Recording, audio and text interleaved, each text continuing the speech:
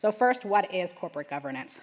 So one way of thinking about corporate governance is that it's just a system for allocating or dividing decision-making authority among the primary corporate actors, which are shareholders, corporate officers, and corporate directors. Of course, the decisions and priorities of these primary actors also influence the wealth and well-being of a much broader group, including employees, creditors, customers, local communities, and broader society. So an effective corporate governance system has to find a way to take the interests of these other actors into account as well. An effective corporate governance system has to include these two key elements. The first is information. We have to have reliable information systems for financial reporting and also for disclosure.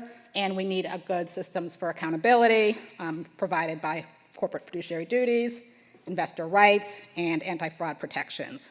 So if we don't have access to reliable information about a company's operations and its financial performance, decision makers within the corporation won't be able to make sound decisions about the corporation's operations and how to manage the business. And investors, if they don't have access to reliable information, they won't be able to make sound decisions when making investment decisions, buying and selling securities, or as shareholders are voting their shares. And then if we don't have effective accountability mechanisms, then corporate officials might be tempted to shirk their responsibilities, to engage in self-dealing, or even commit fraud.